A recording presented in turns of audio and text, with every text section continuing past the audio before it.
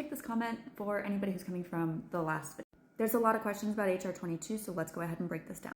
Chip Roy has been releasing a bill on this topic, changing the name and some of the verbiage in the bill for about 5 years now. So if you see some of us just don't look shocked, that's why. We're still annoyed. So this bill, under the guise of protecting elections against voter fraud, causes voter suppression, particularly against women as well as those that might be rural or with limited resources. So this bill would require additional forms of identification such as a passport or a real ID issued by your state. About 51% of Americans have a passport, and about 56% of Americans have a real ID issued from their state. So if you already have one of these two options, you're good. And I'll get out of the way, but line 18 through the end of the page essentially shows what some of those items might be. So this is the crux of essentially why people are upset. So in this bill, if you are married and you change your name and you do not possess a passport or a real ID that matches your voter registration card, then you have some hoops to jump through. So if we go over to page 3 on paragraph 5, you will see you have to show 2 forms of ID, like a state-issued ID and something like a birth certificate as proof that you were born in the U.S. And these discrepancies between the name on these documents could present legal challenges. The SAVE Act does not explicitly address procedures for handling these discrepancies.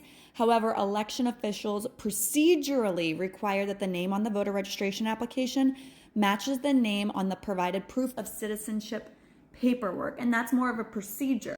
So people who are upset saying it doesn't say that your names have to match, and this is why, is that bill points back to your state procedure, which also means that states might be handling this differently.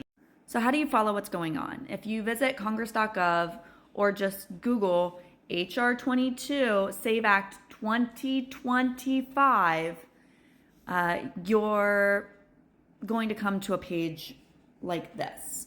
Now, I already have an account, but if you set up an account, you can also sign up for alerts. You'll see alerts right here. And you can track individual bills that you are interested in. So once you make an account and you click on sign up for alerts, you're going to come to a page like this. These are the options that I have checked off. So if there's any action related to this bill, any related bills that come from this, if there are amendments, if it was assigned to a committee, the overall summary changes and or the bill resolution or overall law text is changing, so you can kind of follow along with it. Understand that this doesn't sign you up for every House bill, otherwise your email would be inundated and you would never see anything. So this is one bill at a time. So you really do have to do your research and figure out which bills are of interest to you and then sign up for each of them individually. I see both sides to why they would do this. So what do I suggest for individuals to do as a next step? If you are fortunate enough to be able to afford either a real ID, which has this little star, you can see it in all the different states being implemented.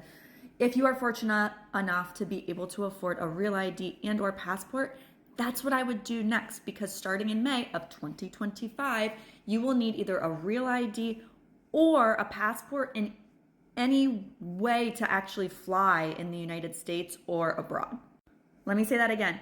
If you plan on flying after May of 2025 anywhere, doesn't matter if it's in the United States or abroad, you will need a real ID to travel in the United States, and you will need a passport, obviously, to travel abroad, per usual. And lastly, call your representative. Now, this also hurts rural Americans, so if you can claim to be a rural American, I would lead with that first. We know that a lot of people do not care about women's voting rights.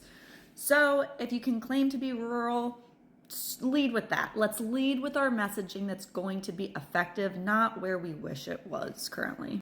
I will continue to track all of these bills as well as others and provide updates as I get them. But hopefully this was helpful and gives everybody the context that they need. As always, stay safe.